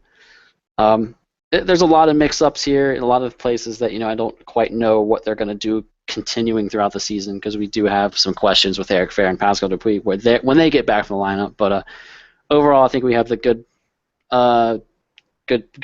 We have a good core and we have some good depth, and I think we can make it happen. Mm-hmm. As far as the defensive side, let me see who was played. Obviously, Ole Mata and Chris Letang are great together. Rob Scuderi is still a Penguin and still played for 17 minutes. He played more minutes. He played longer than Ole Mata did against Dallas, which I don't even know how to react to that because that's just sad and makes me wonder what is actually happening here. But Chris Letang also played 28 minutes against them. So, but defensive groups are looking like Ben Lovejoy, Brian Dumoulin, Rob Scuderi, Ole Mata, Chris Letang, and Ian Cole, which overall I'm happy with besides Rob Scuderi. I really don't want Rob Scuderi on this team. I think that there's just not room for him anymore. I would literally rather have Pouliot. We could bring there's Clendenning. This is honestly how I imagined it. Like I said, whenever I was looking at it before the preseason, is Mata Letang as the top pairing. Maybe Pouliot and Cole as a second pairing, and then Dumoulin and either Clendenning or Lovejoy, depending on which one we decide to play as the third pairing. Probably Lovejoy in that situation. But there's just too many defensemen, I think, that Rob Scuderi shouldn't have a spot on this roster. And quite honestly, it's just that continues to be a worrying trend for Pittsburgh, is if they continue to see Rob Scuderi as a promising player, which I quite honestly don't understand. All right, so kind of the last question I have here for you is, what do you expect from this season coming up? I expect us to be a cup contender. I'm not going to come out and say that it's our year to win the cup. I think there's a possibility that we could. I think playoffs are no question. I think we'll at least make the playoffs. I think we can get past the first round. The East is looking good this year. That's the thing that really hurts us. The Rangers are obviously looking good. The Capitals are looking good. Tampa Bay is going to play just as well again. Montreal is looking obviously good. It's kind of a weird thing where it's like they all look good, and those are going to be the teams you play in the playoffs. I guess the East as a whole is still kind of because for every team that I just mentioned, there's teams like the Carolina Hurricanes. The Florida Panthers are improving but still aren't quite where they want to be. The Boston Bruins are going the completely wrong direction. And the Philadelphia Flyers are just absolutely terrible, have no redeeming qualities on their whole team. So, no, I'm More kidding. points than you. I actually have a lot of respect for Claude Giroux. I talk a lot about the Flyers and do it to kind of mess with you, but Claude Giroux is great. Love watching him play. Absolutely fantastically skilled and talented player. But I think as far as I think the ceiling is obviously a Stanley Cup win. If I had to predict, I think we'll make it to the Eastern Conference Finals. I think it'll be like us versus, like I said, your Tampa Bay or your New York Rangers. So, whatever it is, I would love to see a 7-game series between the Penguins now and Tampa Bay, New York, Washington. I think that'd be some incredibly fun to watch hockey. But our ceiling's high, but there's no telling with injuries and things what can happen. All right, so Blake, did you have any questions for him? Trying to quickly hurry up. It seems like Mary might have to go soon. So.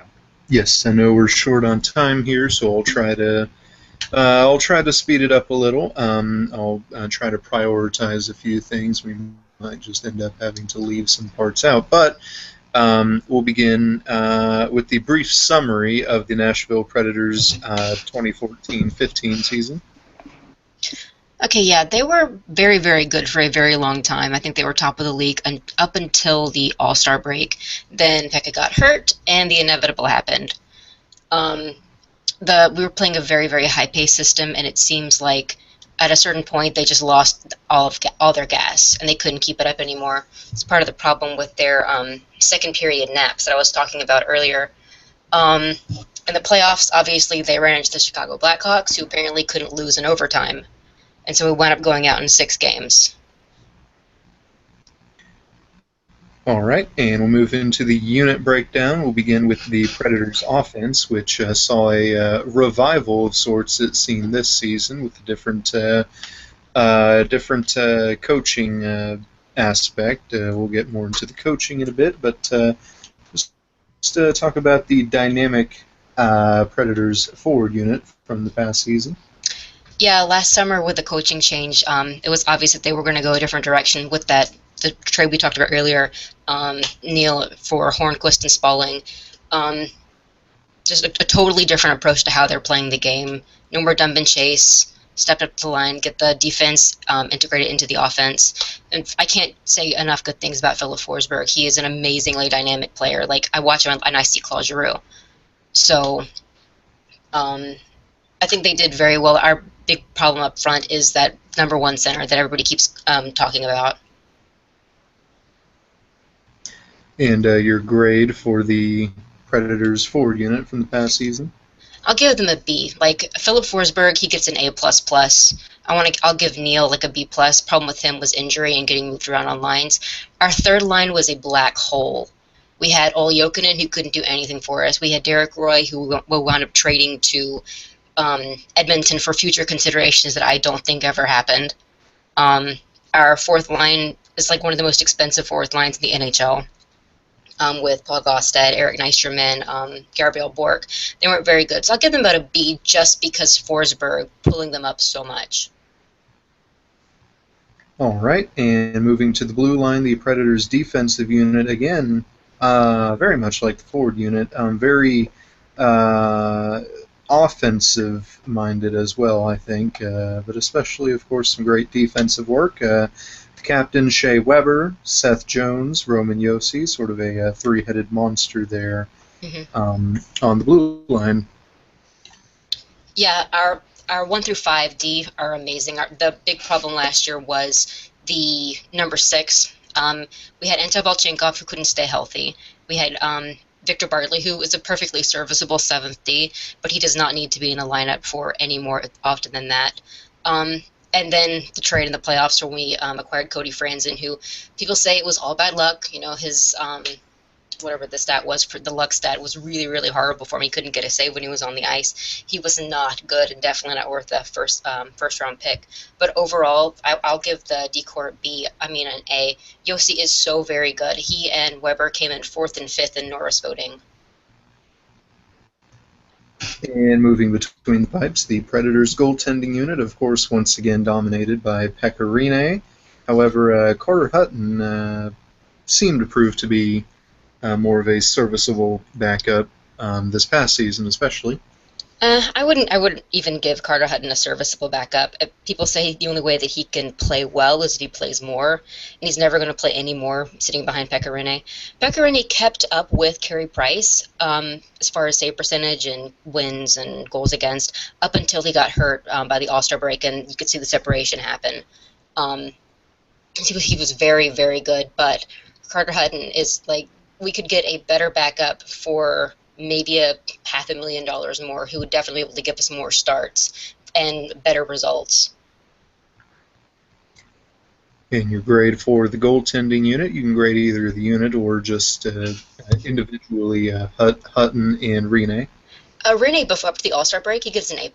Afterwards, he gets a B. He was just average.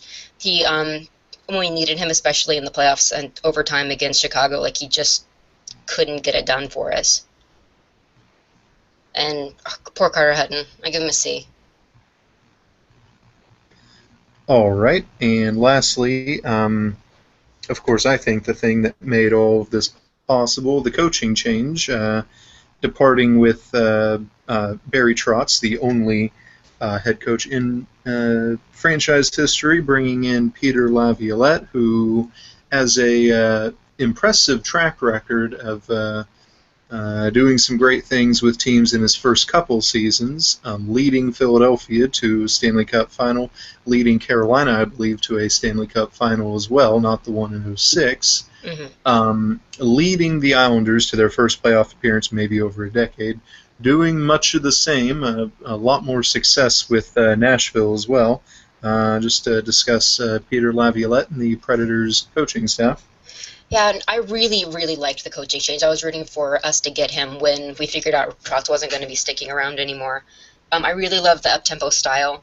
The biggest problem with his style is that it is so physically exhausting for them. So, in the dog days of the season in March when we were playing, 4 games every single week, like, it definitely wore on them. And so hopefully going into this year, the guys will be more used to that and sort of have the stamina built up over the summer in order to work with that.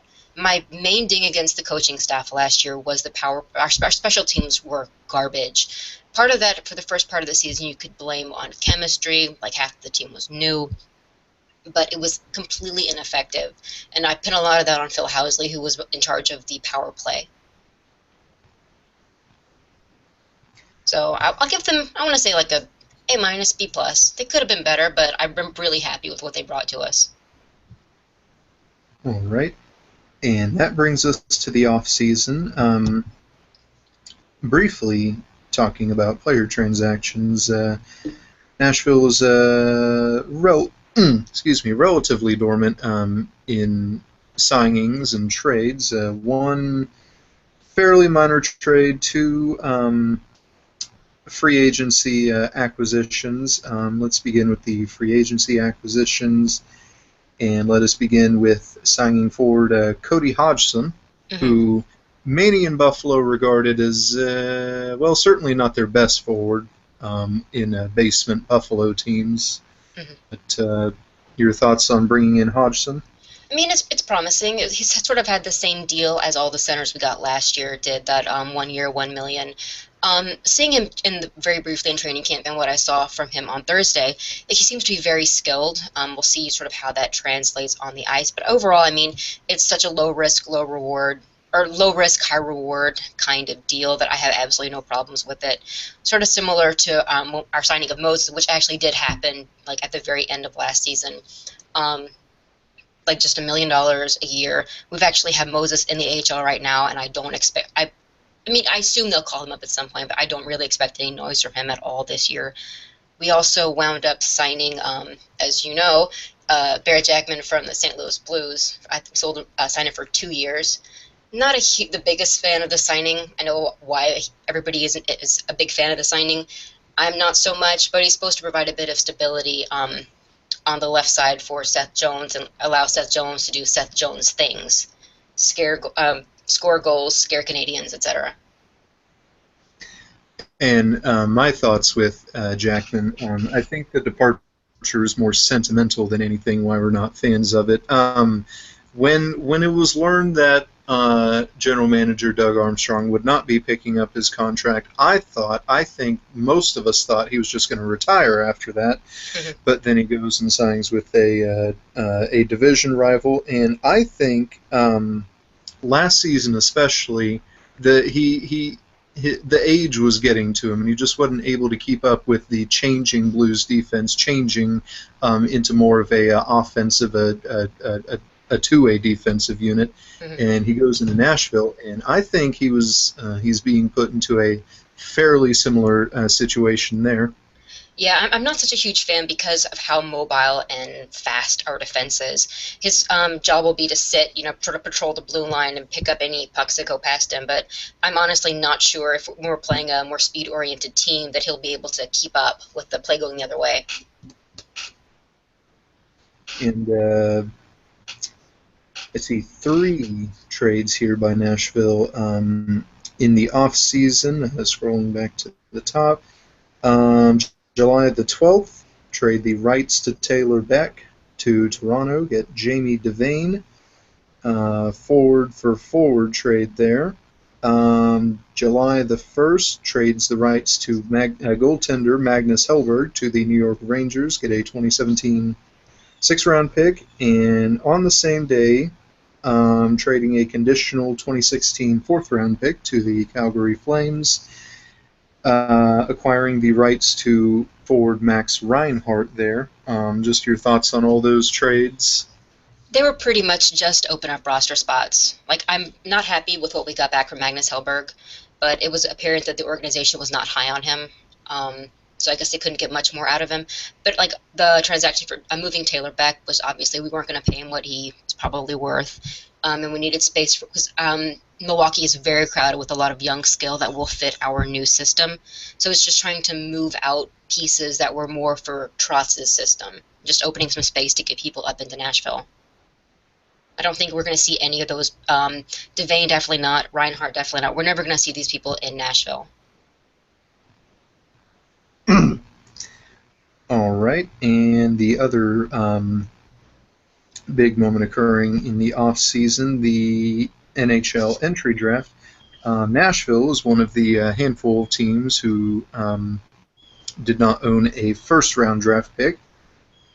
Damn you, Cody Hodgson. I mean, Franzen, whichever name it is. Mm-hmm. And therefore, Nashville's first pick was 55th overall in the second round, picking up Yakov Trenin, a center. Your thoughts on Trenin? Your thoughts on how Nashville did in the draft?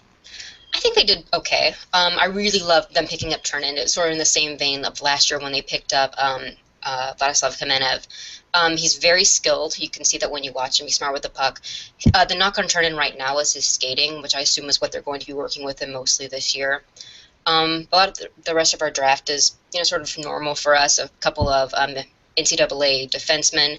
We also picked up from Yakov Trenin's team in the 5th round. We picked the captain of that team, Alexander Carrier. He's a defenseman, and he's very, very smart on the puck. Picked up a couple of goaltenders, pretty much because they were tall. Like, I'm not even joking. Our pick in the 7th round, Evan Smith. He is 6'6". He's American. I can't remember what he plays for. It's not even a USHL team. In the 5th round, we picked up somebody I can't pronounce his name. He's Czech, and he's also, I have a note here that says he's tall. So that's pretty much it. We picked up, in the 6th round, we picked up Tyler Moy, who happens to be Jimmy Vesey's center. I'm not sure if they picked him up just to butter Vesey up, hopefully making him some sign for us when he becomes available at the end of next year.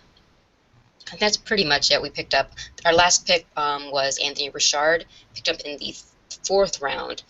I have it that he's a smaller, skilled, that's about it. But he's got a ways to go before he may even peak at the NHL. All right, and that heads us into this season that's already here now. The season opener has been played, the home openers tonight. But as we move further into the next season, talk about your thoughts on the Central Division as a whole, how you see the Central shaking up, and especially how you see, or where you can see Nashville competing in it. Yeah, the Central's kind of a crapshoot. I assume, or I predict that it'll shake out a lot like it did last year. I'm going to say Winnipeg drops out, Dallas jumps up. I actually have St. Louis in first and Nashville in second again, but honestly, it could really go any way. I don't have us winning first because I think that winning first is just never ever going to happen. I don't see Chicago any farther up than third because they're just not that good this year. I know some of their pickups have been pretty decent, but I don't trust the bottom half of their roster. I don't think that Dubnyk is going to do anything. Like, I have no faith in Dubnyk whatsoever. Like, he'll provide them average goaltending, which is all that they need, I guess. But he's not going to get them any further than they got last year. I don't think Winnipeg is going to do anything. They've lost a couple of their skill pieces, some of their defense, and their goaltenders are garbage. So. All right, and looking ahead at the next trade deadline, do you see a situation arising that would make Nashville more buyers or sellers during that time? I assume they'll be buyers. Like I said, I have a second in the Central, so I'm obviously a playoff team. A lot of people want us to go after one of the number one centers that are probably going to wind up being a UFA over next summer. I don't see us trading for any of them, honestly. The most likely one would be Eric Stahl, and I don't think they're going to move him, and I don't think we'd pay what it'll take to get him. Hopefully, as far as moves, that we can wind up signing Jimmy Vesey at the end of the year. Other than that, I mean, maybe a piece here or there. The one need we have is that one center, and I don't know that we can actually fill that hole through anything. Maybe, hopefully, Kamenev will be able to come up through the AHL next year. Turner will be able to make the jump soon. But I don't really see us being able to buy a whole lot more than maybe some third-line scoring. All right, and now's when I put you on the spot here. Okay. Yes or no, and then your reasoning. Will the Nashville Predators make the playoffs again this season? Yes, absolutely. I think they're just as good as they were last year, and hopefully our third line won't be such a black hole of scoring. If we can squeak a couple more wins out of Carter Hutton and maybe rest Pekka just a little bit more so he won't be so tired going into the playoffs, I believe we're absolutely a playoff team. And with that in mind, when do you see them rising to the occasion in the postseason and really challenging for the Stanley Cup? Probably 2 years. Our defense will still be good. Hopefully, Rene will still be on his game. And at that point, we should have been able to transition past Ribeiro and Fehr as our number 1 and number 2 centers and get some actual, real-life NHL centers up top. Now, I do have to add, and this will be the last question too, because I'm curious about this. Nashville, they've built up some great depth at offense, especially, and defense as well. The offense and the defense have been really improved from the past season. But the goaltending, Pekka Rinne is good, but other than Rinne, I haven't seen much else from that. Would you say that would be a concern as Rinne? As we move forward and Rinne starts to get older? It might be. We went up signing Jussi Saros over this past off-season, and he is very, very good. He was the best goalie in the Finnish league last year. And he seems to be able to have transitioned over to the North American game. It's only been like a few months, so obviously we don't know very well yet. He seems to have transitioned over fine.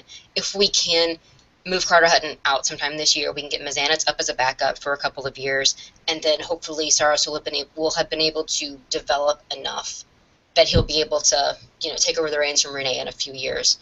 We still have a few years left on Rinne's contract. I don't have it in front of me, but I think he'll be good for another few years at least. And by that time, hopefully, Saros will be able to move on up.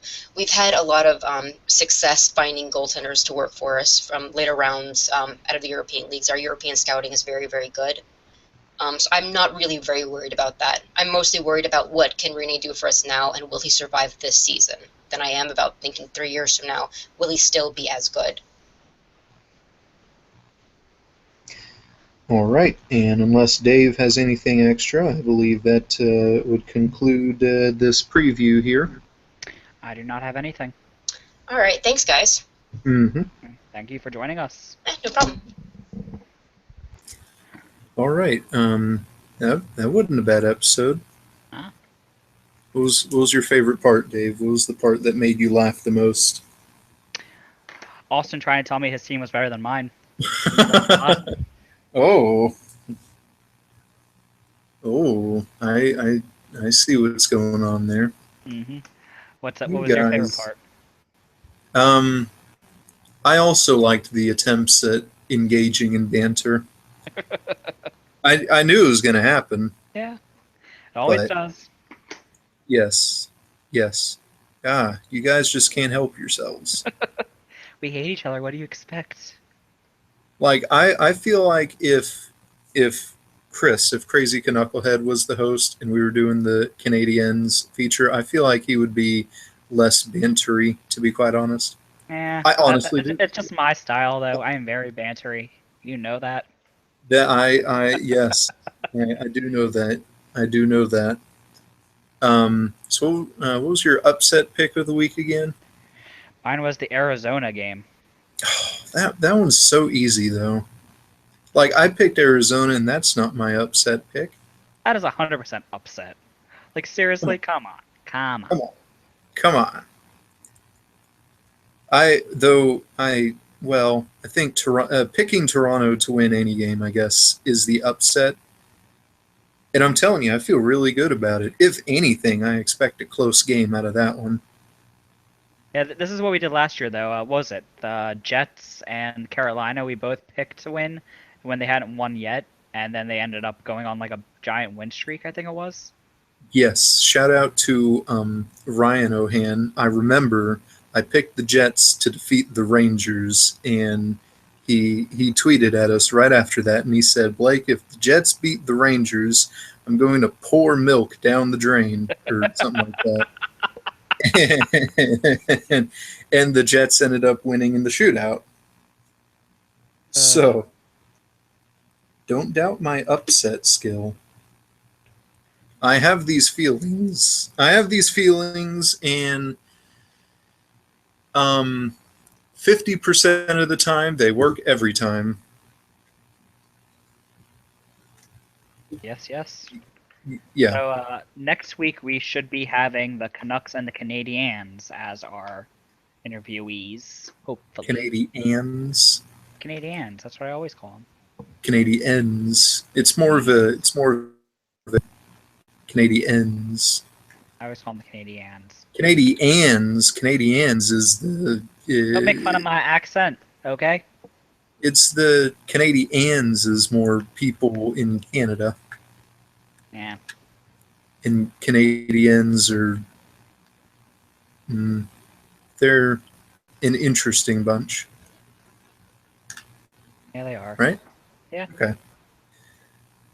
Alrighty. Well, we will close this episode out now. Once again, the Canucks and Canadiens should be the teams we will preview and overview there. This has been the Wooden Ball Show. Once again, thanks to Austin for joining us for talking about the Pittsburgh Penguins this afternoon. You can find him on Twitter and Reddit. His usernames there are Am I Doing It Right?